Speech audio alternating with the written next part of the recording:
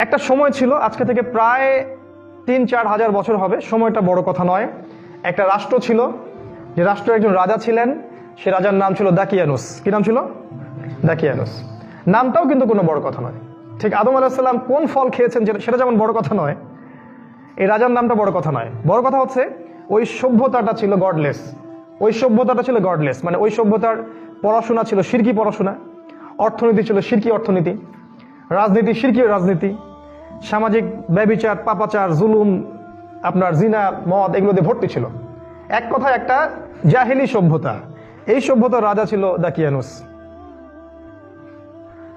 তো এই সভ্যতার মধ্যে আল্লাহ রাব্বুল আলামিন ওই রাজার রাজ পরিবারের, কেউ কেউ বলেছেন সংসদ, যেটা আমরা বুঝি সংসদ ভবন, সংসদ, এই সাংসদদের মধ্যে টপ স্কলার, টপ কোয়ালিটির 9 জনকে আল্লাহ পাকে হেদায়েত দেন। সুবহানাল্লাহ। একটা শিরকি রাষ্ট্র যার মধ্যে সাংসদ বৃন্দর মধ্যে, প্রশাসনিক কর্মকর্তার মধ্যে আল্লাহ পাক 9 জন যুবককে হেদায়েত দেন। তারা ছিল যুবক, ইয়াং পিপল। তাদের মাঝে আল্লাহ পাক ঈমান জেলে দেন, তাওহীদের ঈমান আলো জেলে দেন। আর যখন তাওহীদ আসবে তখন আপনার কাছে শিরকে খারাপ মনে হবে। তো স্বভাবতই তাদের কাছে আর ওই সভ্যতাটাকে ভালো মনে হচ্ছিল না। তারা তাদের সাধ্যমতো সেই সমাজটা সংস্কার করার চেষ্টা করছিলেন। এক পর্যায়ে যখন জানাজানি হয়ে গেল যে এরা মুসলিম হয়ে গেছে, তখন সেই রাজা ওদের উপর রাষ্ট্রীয় নির্যাতন ছেড়ে দিল এবং আলটিমেটাম দেওয়া হলো ডেকে 3 দিন সময় দিলাম, 3 দিনের মধ্যে যদি তোমরা আবার আমাদের ধর্মে ফিরে না আসো তাহলে তোমাদের শিরোচ্ছেদ করা হবে। এখন 9 জন বসে পরামর্শ করছেন কি করা যায়। সংখ্যা নিয়ে একটু মতভেদ আছে, কেউ 7 বলেছেন, কেউ 9। তো তারা চিন্তা করলো যে আমাদের এখানে থাকার পসিবল হচ্ছে না, আমরা আমাদের সাধ্যমতো চেষ্টা করেছি, এখন আমাদের কাছে 2টা অপশন। দেখেন 2টা অপশন। যারা ইসলামের নামে সন্ত্রাসবাদে জড়িয়ে পড়েছেন তাদের প্রতি নসিহা থাকবে। তাদের কাছে 2টা অপশন ছিল, একটা হচ্ছে ওই রাষ্ট্রের বিরুদ্ধে বিদ্রোহ করা, অথবা সেই রাষ্ট্র থেকে চলে যাওয়া। আমি বলে রাখি, এই সূরাটা কিন্তু মাক্কি সূরা। যখন রাসূল সাল্লাল্লাহু আলাইহি ওয়াসাল্লাম মক্কায়, এবং মক্কার পরিবেশটাও ঠিক ওই সমাজের মতোই ছিল। মক্কায় 2টা অপশন, এই সাহাবী, গুটিক এক সাহাবীকে নিয়ে হয় আবু জাহেলের রাষ্ট্রের বিরুদ্ধে যুদ্ধ করা, অথবা সেখান থেকে হিজরত করা, অন্য কোথাও চলে যাওয়া। আর কোনো অপশন নাই। আসহাবুল কাহফের সেম ঘটনা। তারা কি ডিসিশন নিলেন? বিদ্রোহ করলেন। আসহাবুল কাহফকে যুদ্ধ করলেন রাষ্ট্রের বিরুদ্ধে, ওই তাগুতি রাষ্ট্রের বিরুদ্ধে বা ওই শিরকি রাষ্ট্রের বিরুদ্ধে। তারা 9 জন মিলে যুদ্ধ করতে যাননি, তারা সেখান থেকে চলে গেলেন, হিজরত করলেন। হিজরত ইসলামের একটা অবিচ্ছেদ্য অংশ।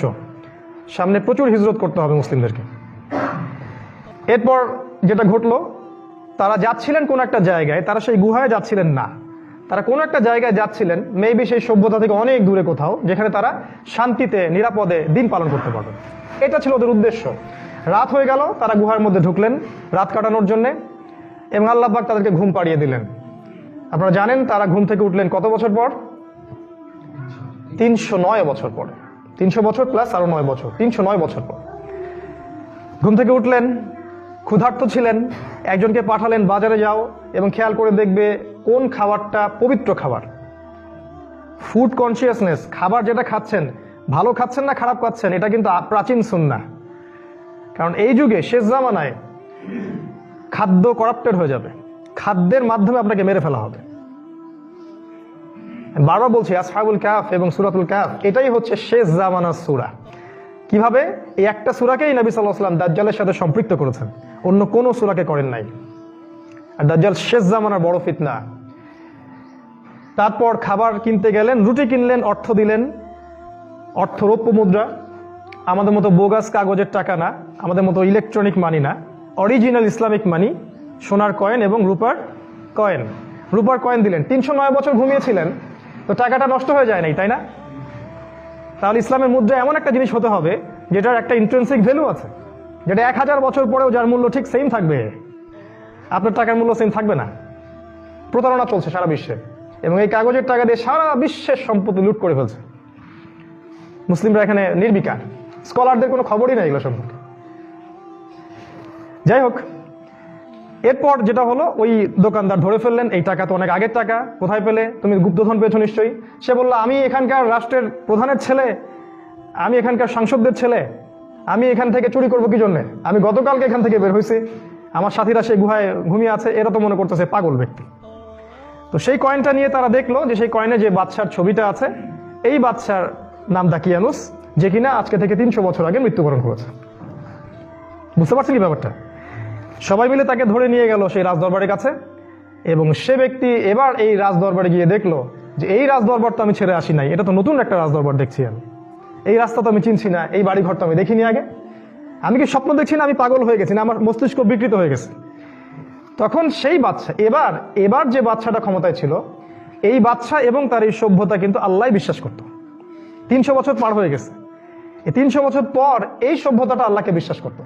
তারা শুধু একটা কনসেপ্টে বিশ্বাস করতো না, একটা কনসেপ্টে, সেটা হলো আল্লাহ পাক মৃত্যুর পর আবারও বান্দাদেরকে উঠাবেন, পুনরুত্থিত করবেন, রিজারেকশন, এটাতে ওরা বিশ্বাস করতো না। এবং তারা শুনেছিল আজকে থেকে প্রায় 300 বছর আগে 9 জন কি 10 জন যুবক এই এলাকা থেকে চলে গেছে, রহস্যজনকভাবে কেউ ওদেরকে খুঁজে পায়নি। এবার সেই বাদশার সেই বোধোদয় হলো যে তোমরাই কি তারা? তারা বললো হ্যাঁ আমরাই তারা। তোমাদের বাকি সাথীরা কোথায়? গুহায় আছে, চলো দেখতে যাই, চলুন। এবার সব এলাকার লোকজন মিলে সেই গুহার সামনে গেল, গিয়ে দেখলো হ্যাঁ সেই 9 জন সেখানে ঠিকই আছে, তাদের সাথে একজন কুকুরও আছে। আল্লাহ পাক 309 বছর পর এই 9 জন যুবকদেরকে দিয়ে পুরো একটা দেশের মানুষের আকীদা চেঞ্জ করে দিলেন। সুবহানাল্লাহ। যারা আল্লাহতে বিশ্বাস করত কিন্তু পরকালের এই পুনরুত্থানে বিশ্বাস করতো না, তাদের বিশ্বাস হয়ে গেল যে আল্লাহ পাক এই 9 জনকে যদি 309 বছর পর উঠাতে পারেন, তাহলে আমাদেরকে অবশ্যই আল্লাহ পাক মৃত্যুর পরে আবারও পুনরুত্থিত করতে পারেন। আল্লাহু কাদিরুন আলা কুল্লি শাই, আল্লাহ পাক সমস্ত বিষয়ের উপরে কর্তৃত্বশীল। এই হলো গল্প। শিক্ষা কি? কয়েকটা পয়েন্ট বলে শেষ করছি। 1 নাম্বার, শেষ জামানা হবে গডলেস সভ্যতা। বারবার মনে রাখবেন, আখিরুজ্জামানের সূরা হলো সূরাতুল কাহফ। 1 নাম্বার শিক্ষা হচ্ছে শেষ জামানাটা হবে গডলেস, ঠিক যেমন আসহাবুল কাহফের সভ্যতা ছিল গডলেস। আপনি শেষ জামানার আপনার রাজনৈতিক সিস্টেম দেখবেন, সেখান থেকে তারা ধর্মকে তুলে দিবে। শেষ জামানার অর্থনীতি দেখবেন, সেখানে ধর্মের কোনো বালাই থাকবে না। শেষ জামানার শিক্ষানীতিগুলো দেখবেন, সেখান থেকে ধর্মকে তুলে দেওয়া হবে। শেষ জামানার সামাজিক অবস্থাগুলো দেখবেন, এখান থেকে ধর্মীয় হেদায়েত উঠে যাবে। এমনকি যে গুটি কয়েক মানুষের মধ্যে ধর্মের চেতনা থাকবে, তারাও হবে প্রোটেস্ট্যান্ট ধার্মিক। তারা শুধু নামকা ওয়াস্তে ধর্মকে ধরে রাখবে, কমপ্লিটলি তারা কেউ ধর্মকে ফলো করবে না। এই হলো শেষ জামানার বাস্তবতা। শেষ জামানাটা হবে গডলেস ওয়ার্ল্ড, যেটা এখন এই পশ্চিমা সভ্যতার হাত ধরে সারা পৃথিবীতে এই গডলেস ওয়ার্ল্ড ছড়িয়ে পড়েছে। আর অল্প কিছু মানুষের মধ্যে দিনটা সীমাবদ্ধ আছে, তাদের সংখ্যা নিতান্তই কম, নিতান্তই কম। ঠিক যেমন আসহাবুল কাহফের সংখ্যা ছিল নিতান্তই কম। এটা হচ্ছে পয়েন্ট নাম্বার 1। পয়েন্ট নাম্বার 2, শেষ জামানাতেও অল্প কিছু মানুষ এই দিন ইসলামের শেকড়টা আঁকড়ে ধরে থাকবে। ইসলামের শেকড়টা এমন একটা শেকড় যেটাকে পুরোপুরি কেটে ফেলা কখনো সম্ভব নয়। এটা কেটে ফেলবে, আবার গজাবে, আবার আক্রমণ করবে, আবার গজাবে, এবং শেষে এই শিকড়টা থেকে একটা বড় বৃক্ষের জন্ম হবে, যে বৃক্ষটা হচ্ছে ইমামুল মাহদী এবং ঈসা আলাইহিস সালাম, যাদের হাত ধরে আল্লাহ রাব্বুল আলামিন জেরুজালেম, কনস্টান্টিনোপল সহ পুরো বিশ্বের খেলাফা আবারও দান করছেন অচিরেই ইনশাআল্লাহ তাআলা। কোনো সন্দেহ নাই এই বিষয়ে। তো তার পয়েন্ট হচ্ছে শেষ জামানাতেও অল্প কিছু মানুষ হলেও দিন ইসলামকে তারা আঁকড়ে ধরে থাকবে। এটা পয়েন্ট নাম্বার 2। তাই হতাশ হবেন না, এবং আল্লাহর কাছে দোয়া করতে হবে আমরা যেন সেই অল্প সংখ্যক মানুষের মধ্যেই অন্তর্ভুক্ত হতে পারি। আল্লাহ পাক বলেছেন ওয়া কলিলুম মিন ইবাদিয়াশ শাকুর, আমার ইবাদত গুজার বান্দার সংখ্যা খুবই কম। নাম্বার 3, এই অল্প মানুষ যারা রিলিজিয়ন ফলো করবে শেষ জামানায়, তাদের মধ্যে একটা মেজর অংশ হবে যুবক শ্রেণীর মানুষ। এই যুবকদের জন্যই আগামীর সময়টা আসতেছে, বুড়াদের জন্য আগামীর সময়টা না।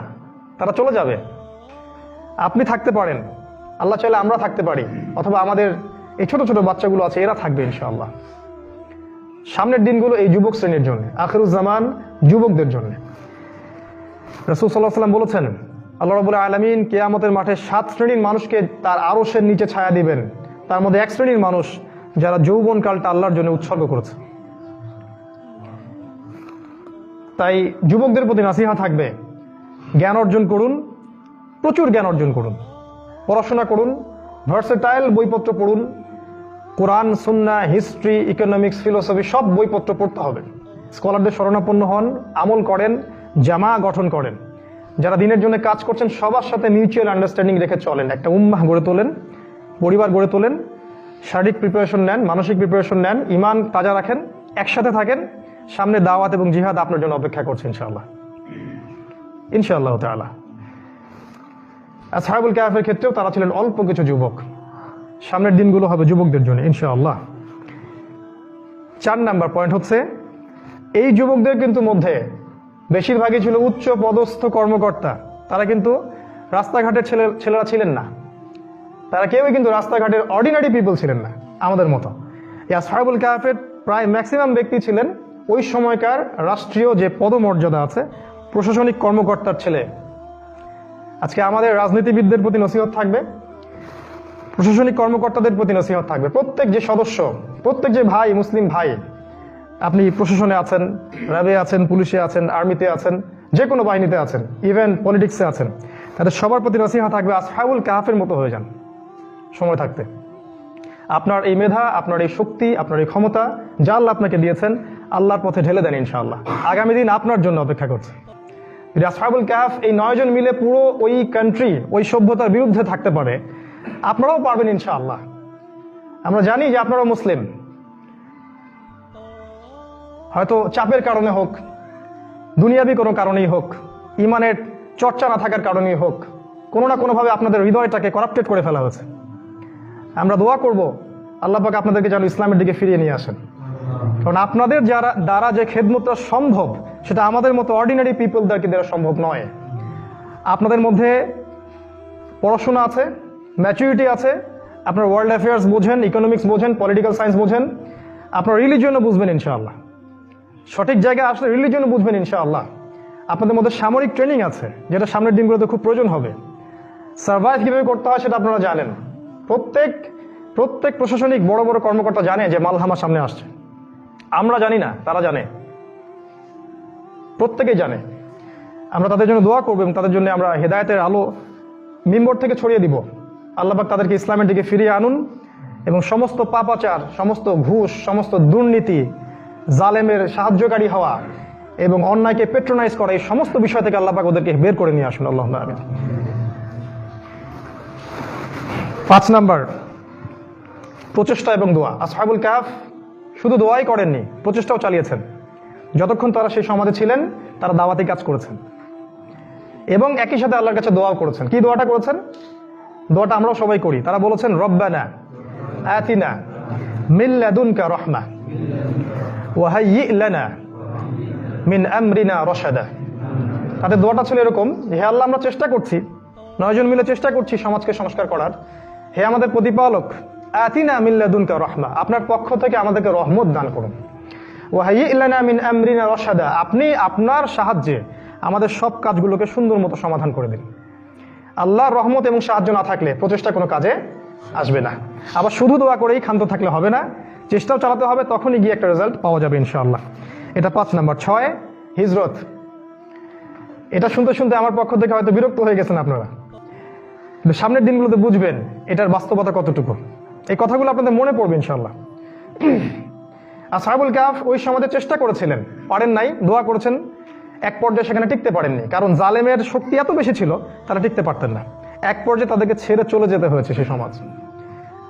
সামনের দিনগুলোতে আপনি যখন দেখবেন আরো বেশি বেশি সমস্যা আসছে সমাজে, একটার পর একটা ফিতনা আসছে, মালহামা লঞ্চ হচ্ছে, রাষ্ট্র রাষ্ট্রে যুদ্ধ জড়িয়ে পড়ছে, খাবার পাবেন না আপনি, খাবার, পানি, বিশুদ্ধ বাতাস, এগুলো সংকট হচ্ছে, আপনাকেও অনেক দূরবর্তী কোনো কান্ট্রি সাইডে হিজরত করতে হতে পারে।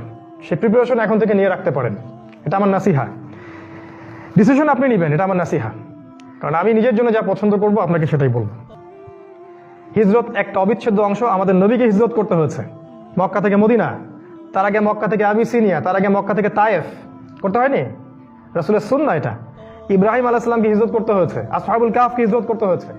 আপনি যখন ঈমান নিয়ে চলবেন, প্রকৃত ঈমান, যে ঈমান নিয়ে চললে হাতের মধ্যে আগুন রাখার মতো হবে, তখন এই 2টা অপশনই আপনার সামনে থাকবে। হয় সেখান থেকে ঈমান নিয়ে হিজরত করা, অথবা আল্লাহর পথের দাওয়াত এবং জিহাদের রশি ধরে রাখা। তৃতীয় কোনো অপশন সেখানে নাই। এটা একটা বিষয়। একটা হাদিস মনে করিয়ে দিই, রাসূল সাল্লাল্লাহু আলাইহি ওয়াসাল্লাম বলেছেন, শেষ জামানায়, খুব ভালো করে বুঝবেন, শেষ জামানায় একজন মুমিনের জন্য এই ফিতনামুক্ত শহরে থাকা ইম্পসিবল হয়ে যাবে।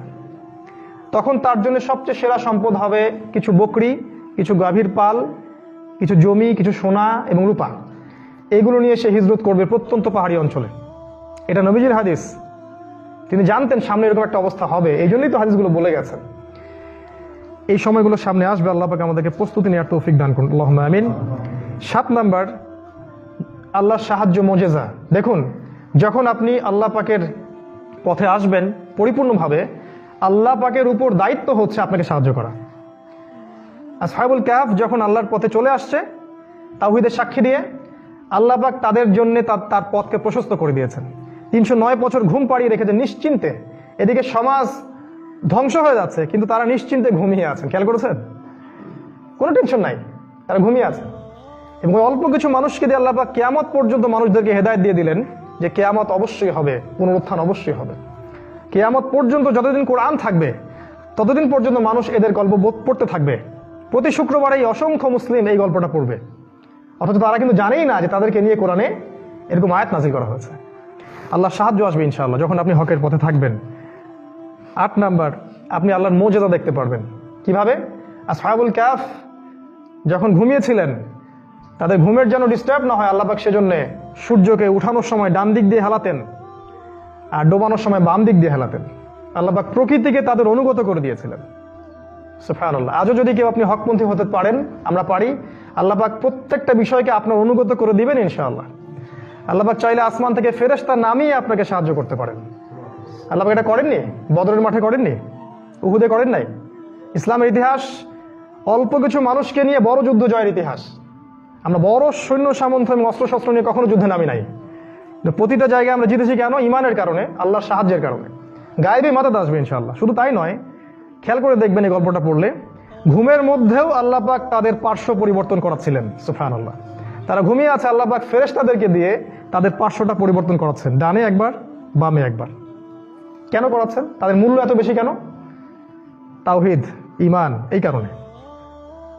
আজকেও যদি আমরা আল্লাহর পথে এইভাবে থাকতে পারি, আল্লাহ পাক আমাদেরকে ঘুমের মধ্যেও হেল্প করতে পারেন ইনশাআল্লাহ।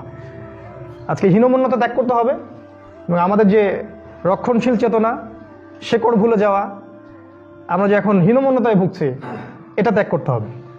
2 শ্রেণীর মানুষ পাবেন, হতাশাবাদী এবং আশাবাদী। হতাশাবাদীদের জন্য আখিরুজ জামানে কোনো অংশ নাই। আল্লাহ পাক বলেছেন যে ওয়া আনতুমুল আ'লাউনা, অবশ্যই তোমরা বিজয়ী হবে, ইন কুনতুম মুমিনিন, যদি তোমরা প্রকৃতপক্ষে মুমিন হয়ে থাকো। ওয়ালা তাহিনু তাদউ ইলা সালম, তোমরা হীনবল হয়ো না, ইসলামের দিকে ডাকতে থাকো। ওয়া আনতুমুল আ'লাউনা, তোমরা বিজয়ী হবে। আল্লাহু মাআকুম, আল্লাহ পাক তোমাদের সাথে আছেন। ওয়ালা ইয়াতিরুকুম আমালুকুম, আল্লাহ পাক তোমাদের আমল কখনো বিনষ্ট করবেন না ইনশাআল্লাহ।